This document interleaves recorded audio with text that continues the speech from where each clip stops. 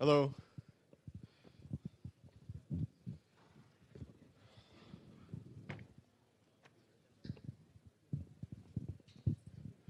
So we have a short announcement from Travis Goodspeed, who will also introduce the next talk. Howdy do. So, as is the tradition at REcon and a few other neighborly conferences, we have the International Journal of Proof of Concept to get the fuck out. This is release number 12. We zero index, so this is our 13th release, and I believe our third or our fourth at REcon, which is always generous enough to print these for us and to ensure that the printing is good. They're by the registration desk. Just swing by and grab one, but don't ask for permission and don't slow down, and dear God, don't mob them because their job is hard enough. The next talk is by David Carne, a buddy of mine from way back. Oh, God, it has been that long. Yeah. So he's going to be telling you how to reverse engineer a black box instruction set. And by this, it's not like an instruction set that you don't know. This is one that nobody knows, but for which you have an example binary and the ability to make changes and observe the results in that binary, and nothing else. So without further ado, David Carne. Thank you.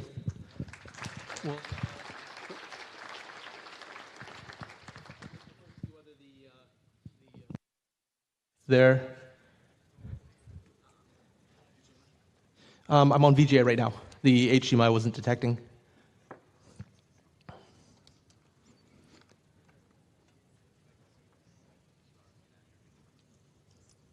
Nothing? Okay, 1 second.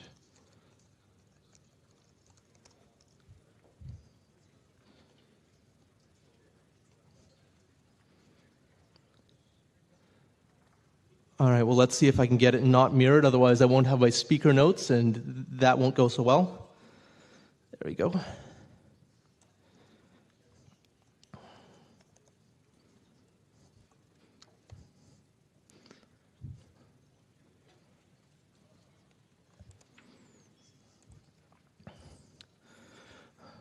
All right.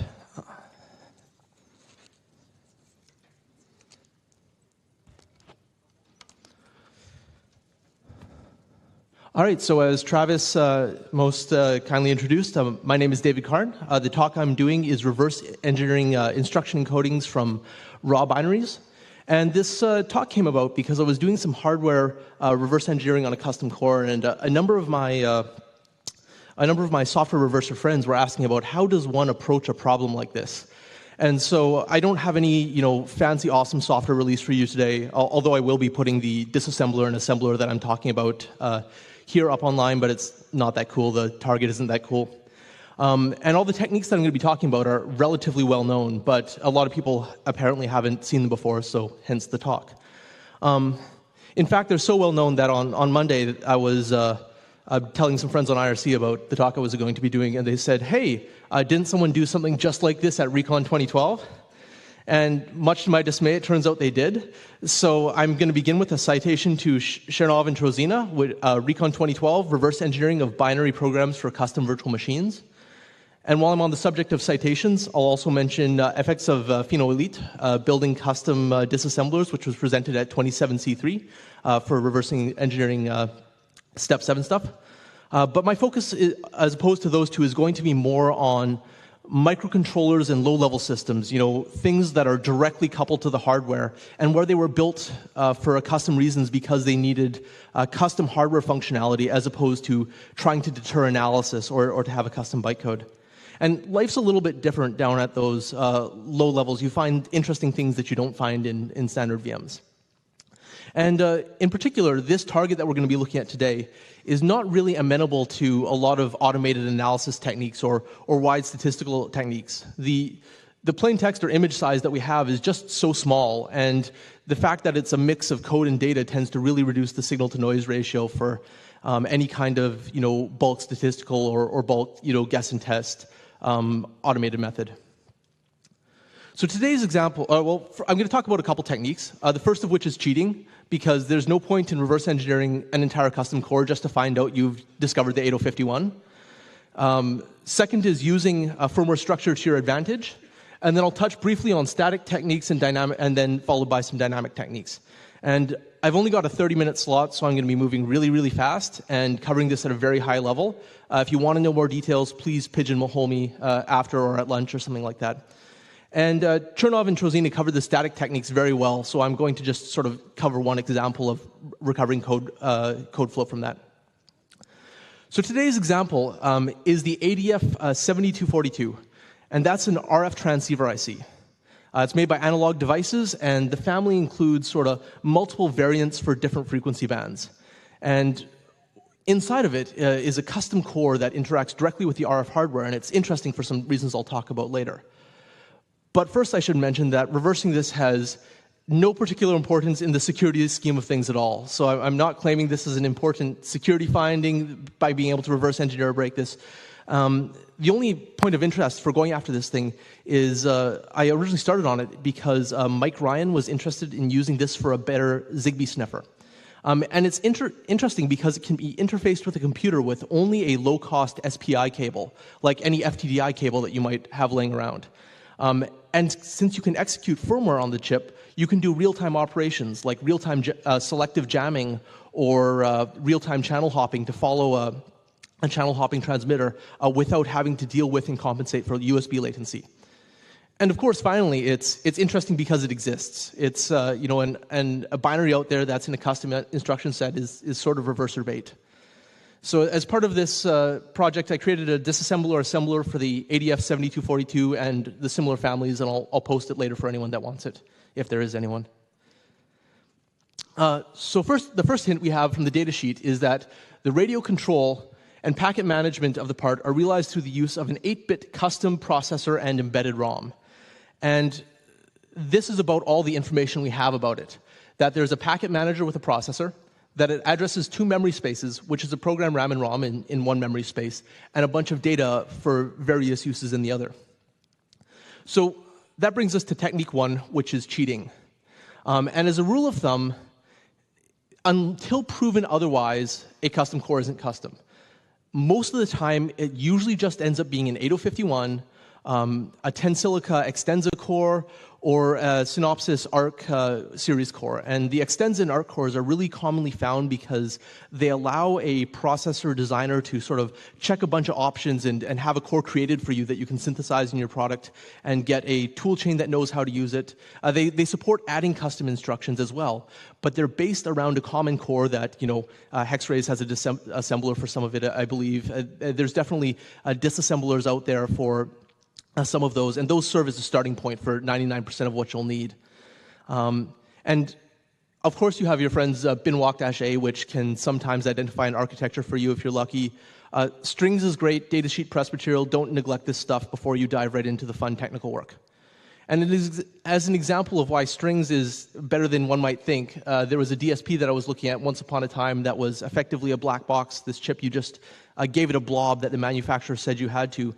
And they mentioned Extensa, which tells you it's an Extensa core, that it uses the Vectra DSP instruction set, as well as the RTOS it uses, so don't neglect the simple stuff. But back to the sample that we have. We have a datasheet for the part, a loadable firmware module, and an app note describing what that loadable firmware module does. So that loadable firmware module extends the functionality of the 7242, so it does things like implementing addressing filtering. So it can automatically say, hey, this packet coming in, is this one that's of interest to the processor? Does the CRC match? Is it of a frame type I want? Okay, then interrupt the processor, but not otherwise, so it's great for low power modes. And this loadable firmware module we have is only 1369 bytes. So it's a very small sample in terms of having something to look at to figure out how it's behaving. And what we want to know is, first of all, what kind of machine are we dealing with? Is it a stack machine? Is it a register machine? What are the data path sizes inside of it? If it's a register machine, how many registers does it have, and how large are they? We'd like to know whether the operands or the instructions are register to register or memory to memory. we also like to know whether the memory layout is one unified address space that covers everything, or whether it's separate address spaces for those two blocks that I described before. And we actually already have some hints from the diagrams that we had that I'd shown before. And one example is that it showed an 8-bit data path coming from the program ROM. And that right away tells you it's probably not a processor that's using a weird, for example, like the PIC series 14-bit instruction word. Because if you're building custom silicon, and if we assume the datasheet is telling the truth, there's no reason to actually use an 8-bit path from the ROM when you can just use a 14-bit one just as easily. So before I go on to the next slide, does anyone here remember bank switching code? Is anyone unfortunate enough to be still writing code for something that does bank switching or requires it? I guess there's a couple of us here, but I guess most everyone's lucky. Bank switching is when you swap a bank of memory in and out because the processor address space isn't large enough to encompass the entire code that you want to run on it, and that shows up really, really well when you have a firmware file. For example, in this image that I'm showing you right here, you can see regular structure at power of 2 boundaries, and that's a real clear indication that whatever target you're looking at is using banking of some kind. A good heuristic is to count the number of zeros or Fs or repeating bytes right before power of 2 boundaries, and the lowest power of 2 that has that is probably the one that you're seeing banking occur at. But actually, these days compilers have gotten so good at allocating code in these situations that I had to sort of beat the compiler over the head to make an image that would show up here. So I recommend the heuristic method rather than visually. But there's other structure in firmware files that we can use to our advantage, and that's that they have to have entry points. So this is a loadable module. It's not a piece of firmware that runs right on the microcontroller, so it might be a little bit different. But still, either the ROM that's going to be talking to this loadable module, or if it's just firmware for the raw firmware for the processor still needs to get to the part of the code that you want it to execute. So it's a very common feature, and you actually heard some of this being talked about in the last talk, to have a vector table. And the vector table tells the processor, hey, here's where you're going to execute in the case of a certain instruction, certain interrupt, or for example, at reset. And it's very common to have this at the start or the end, and sometimes this table takes the form of a number of instructions that will perhaps jump to the code, or it might be a tightly packed table of addresses. And I did a brief survey of a handful of randomly selected embedded architectures, some of which are common, some of which are less common. And as you can see, the vast majority allocate a contiguous vector table at the start or the end, with the exception of one, which actually only ever boots from a bootloader, so it's a bit different. Some of them can relocate it after the start, but it still needs to be at a fixed point at power on, which is generally one of those two places. Usually it's tightly packed, so it's not spread out over the firmware. It's usually tightly packed at one end or the other. And as I mentioned before, some of them represented as addresses, others represented as instructions.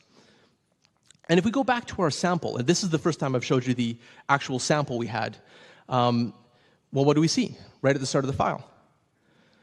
It's a pattern of sort of what I would call stride 2, a stride 2 pattern right at the start. Two-byte chunks that are self-similar on a 2-byte boundary, followed by a series of 3-byte chunks that are similar on that pattern. And if we assume that all of this is a vector table, well, it'd be a bit of an odd one, because you don't normally see a vector table that has different sized elements in it. It would be harder for the processor designer to implement. So let's think about what we know about vector tables. Well, if it's addresses, probably doesn't make sense. We'll just look at the first part. Because if we look at those as big endian encoded addresses, well, they only differ by a single byte for each value, so that can't be branching to meaningful code. Or if it's a little endian encoded address, then they're spaced by OX100, or 256 bytes, and then it runs off the size of the module we just loaded, so that can't be a sensible explanation either. And that leaves instructions for the other option. They probably aren't absolute jumps, because we'd still have the problem about how you encode the jump destination. But what if they're relative jumps? And if these are 2-byte relative jumps to a 3-byte instruction, perhaps an absolute jump, then that would actually make sense for the 1-byte difference, because relative jumps are usually added to the program counter in some way. And that turns out to be exactly what the case is for this particular processor. It's a 2-byte relative jump to a 3-byte absolute jump that goes somewhere else in the program. And this is a trampoline pattern. It's very common in embedded systems, means the same thing as trampoline. And in any other system you've looked at, it's one jump through another to get to the final destination that the first may not be able to reach. And if we look at the last few bytes on the absolute jump, well, we can start deciphering those as well. The lowest 12 bits all seem to differ, and they actually end up having address values that all point within the firmware module that we've loaded. They're all within the size bounds of what we're going to load. So this makes sense. It's a good sign we're on the right path. But we can be a bit easier than this. Rather than trying to reverse it or analyze it from the bit patterns, the simplest approach is just to make a histogram. Just take the last 2 byte values and plot it on a chart and see where they go. And you get sort of a two main groupings in this distribution. And you see they're spread out over, at sort of around 0 and around the 32K mark. And you look at something like this and you say, well, I really don't think that this processor has a 16-bit address space. There's no need for it to be using a full 64K of address space. What's probably more likely is that the 15th bit, is actually a selection. It differentiates between 2 different instructions that both take an absolute address. And so the hypothesis is that the 15th bit is part of the encoding, not the address. And if we follow that hypothesis, we see something that looks much more reasonable. And I want to emphasize, I forgot to mention earlier, these histograms are of all byte patterns that match, that start with an OF byte. And so this is basically based on every single OF sequence in the file, and it's a very small file, so you don't see a lot of noise. Normally you'd have a lot of random noise on the baseline, but this is such a small sample that you don't see it. So this is all things that match. And you see it collapses right down into a nice distribution, and that's all within the address space of the program ROM within the size of a potential program ROM plus the loadable module. So we have a pretty good guess at now relative jump, absolute jump, and now possibly what we think might be a call. Because if you look at, basically silicon costs money. Unlike a malware VM where they're trying to deter you from analyzing it, the silicon is all about how can I build it in the simplest and cheapest way that it'll work. And an absolute jump is really similar to an absolute call. The only difference is that the absolute call has to push the return address onto the stack. So it makes sense just to have a single bit that says, hey, you're going to have to push the return address when you execute this. And once we have a call, we can find ret and the value for return. And so functions normally look something like this. You've got a function, a return address, followed by another function. And indeed, this is one of the heuristics that was proposed by Chernov and Trozina at REcon 2012, except they were going the other way around, using ret to find call as opposed to vice versa. But unfortunately, a lot of embedded systems aren't quite that simple, or as simple as the picture I've shown. For example, on ARM, you have constant pools where you have read-only data allocated, or in some cases, read-write data I've seen out of one compiler, allocated right after the function body. And in some cases, you also have alignment bytes, and that might be because the processor requires it, because that's what the ABI calls for, or sometimes that's just what the compiler does for no particularly good reason. So, thankfully for us, the ADF 7242 is pretty simple. And so, this is a histogram of the byte value immediately before a call target. So you look where a call points, and then make a histogram of all of the byte values immediately before that. And there's one byte that sticks out as being by far more prevalent than any other immediately before where a call may point, and that's byte value OXA, which is also the new line or return character. And it's if the analog devices guy that originally built this core is out there, it's particularly nice that you made your return instruction the return character. It's very convenient. So while this works for the naive example here where you don't have any spacing between functions or paddings, a heuristic that works quite well, and I've used on other systems where it was a bit more complex, is to do sort of a weighted histogram where first you eliminate the padding, and you can figure out what that is because the padding is usually the same, and then weight the count of the byte based on how far it was back, so you have like a 10-byte look-back window or something like that before the target, and then weight those in, and that usually ends up with red in the top 3 or so. So that's worth trying as well. But there's other function structure that we can use to our advantage. Functions generally need to save and restore call saved state. And some embedded arcs save it for you, but most are pretty simple. And this is where, on this particular target, that I stopped being able to use fancy histograms and analyses, because the sample size is just too small. Everything just gets lost in the noise floor, and there's no point in looking anymore. But so the saving of state is usually something like a push and a pop pair at the start and the end, and some manual analysis, just looking at functions, identifies a pair of byte values that either always occur together or never occur at the start and the end of the instructions. So you have a pretty good clue that that is involved in saving state of some kind. And I'm not going to walk through, the whole trial and error process of this entire core, because A, I don't have the time, and B, you'd all be bored out of your minds. So I'm going to sort of leave the static analysis process here for now, and just touch on a couple other points before I move on to some dynamic stuff. Remember, we can cheat. In the loadable processor module app note that they had for this particular firmware file, it had a number of memory locations, and those memory locations were used to configure the address matching. So you knew that those memory locations would contain an address. And therefore, those addresses or memory locations had to be loaded somewhere inside this so that they could be used. So we can go constant hunting, go hunting for the binary value of the constants of those memory locations, and that's an immediate, real quick jump to move immediate, followed by move register indirect. And you find those right away. And nothing says that the processor has to use the same memory mapping as your external configuration interface does, which is over SPI in this case. But it's unlikely that they would do anything different, because if you do something drastically different, you need two separate sets of address decoders for the same blank of memory, and extra address decoders cost silicon, and silicon costs money. And they're using a custom core in the first place, probably because they wanted to be cheap. Or they needed something very high performance that they couldn't do with something off the shelf.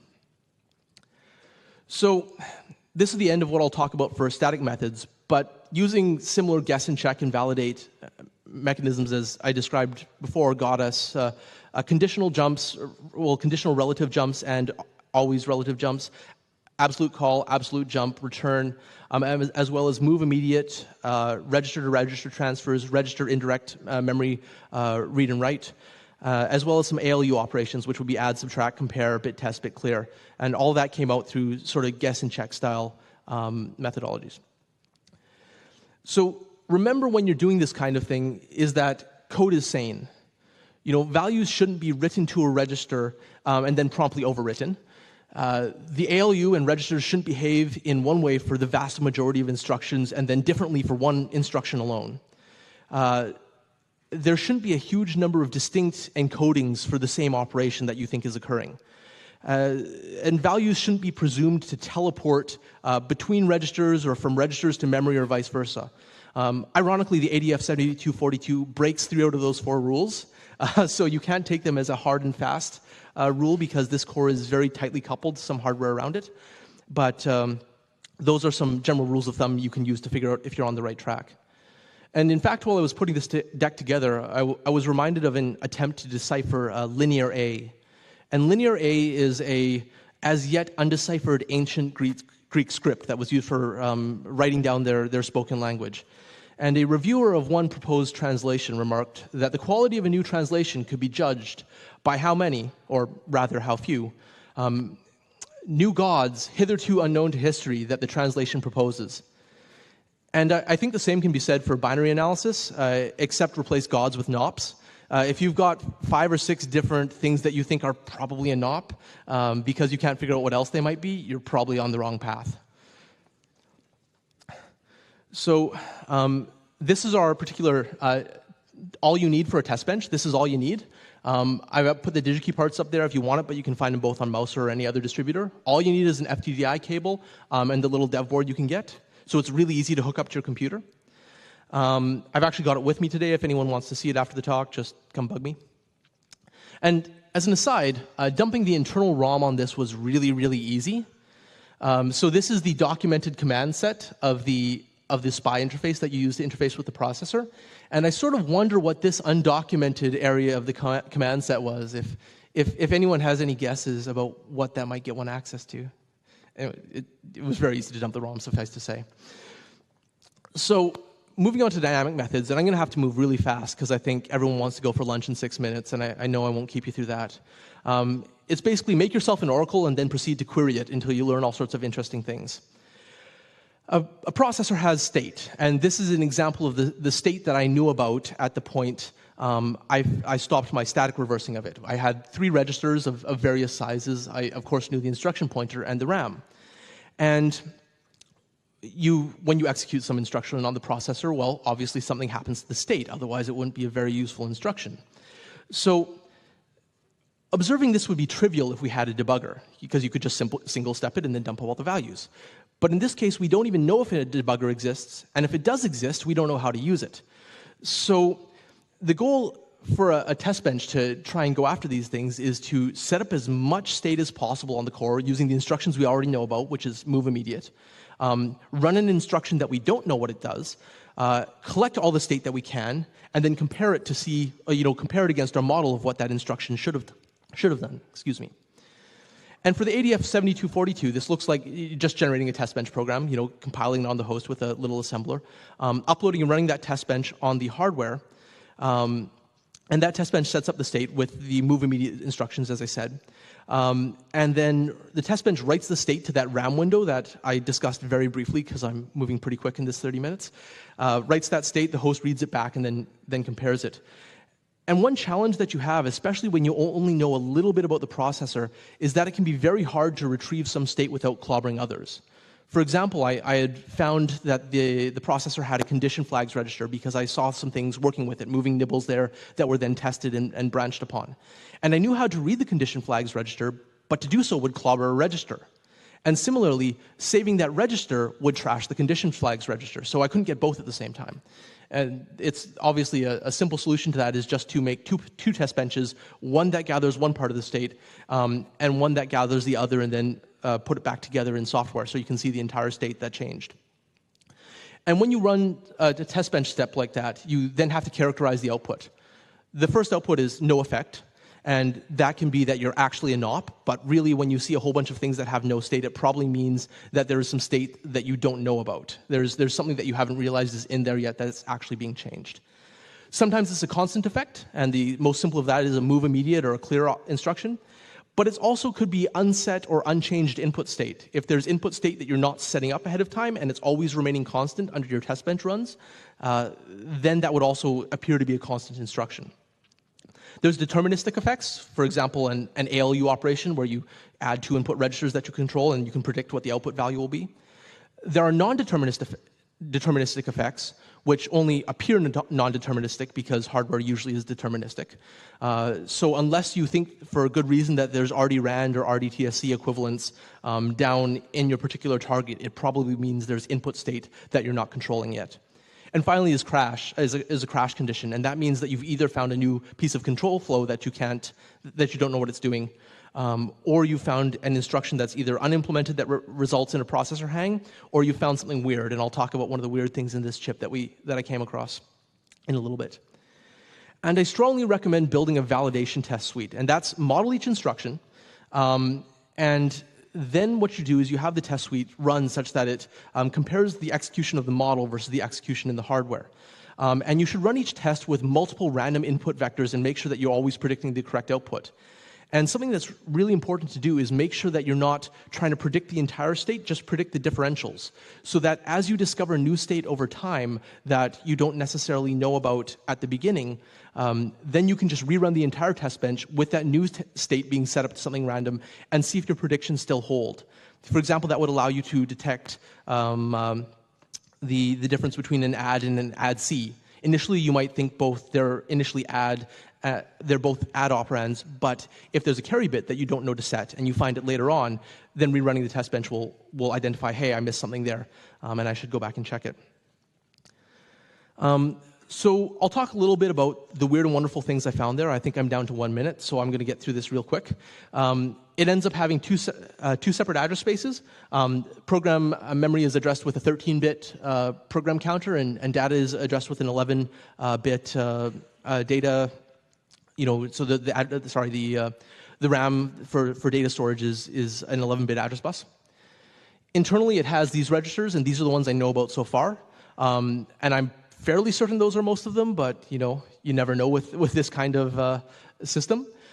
So there's a couple registers which I'm calling general purpose registers, though they're not really general purpose. I don't have a better name for them. There's two 10-bit registers and a 16-bit register. R1 is usually used as the value in a load store operation, whereas R2 is usually used as the address. A and R1 are usually used as a pair for ALU ops. So I originally called it A for accumulator, but it turns out not to be that after a bunch more reverse engineering. And there's also two really weird registers, one of which is a packet pointer register, which is a sort of a register indirect access with hardware base offset based on the current packet it's busy spitting out the RF transmitter. And there's also a specialized loop counter register, which is only ever used by three instructions, which is set loop counter, read loop counter, and decrement and jump if not 0. So that particular register isn't touched by anything else. So it's sort of weird down at the instruction set level. But it gets weirder. There's some directly coupled I/O instructions. For example, there's an instruction that appears to allow turning on and off the power amplifier or setting it to a particular level. There's an instruction that directly enqueues some bits to be transmitted. And there's also blocking instructions to match those. For example, block the core until this particular hardware function completes, like, for example, transmitting a byte out the RF port. And ironically, because of the way that's built and it's encoded, you can actually block the core until any condition bit is set. So you can actually do block until not 0, which is not a operand you ever find in the disassembled binary because it's not terribly useful. Once the core is halted, waiting for it to become non-zero, nothing's ever going to make it non-zero. There's also specialized communications instructions, for example, bit reverse and CRC baked in. And you see a lot of these kind of weird instructions in these special purpose processors. In other ones I've looked at, I've seen instructions for accelerating S-boxes for cryptography, Viterbi decode acceleration, bit shuffle and extract, stuff for accelerating forward error correction. So there's a lot of really interesting things you find down there. And so the state of the tools today for this particular core, I have a disassembler that covers the vast majority of the instruction space. The ones that I don't know about never appear in the disassembly I have. So the best guess I have is that they're either unimplemented, encoding space, or they do something that I haven't found state for yet. I have a basic assembler, and as well as the disassembler, of course, and a loader and I/O library for playing with this thing. And I'm going to post it soon at github.com/DavidCarne. It's not going to be while I'm at REcon because I didn't bring my SSH keys. So thanks for coming out to listen, and I guess any questions, or does everyone just want to leave for lunch? Lunch it is.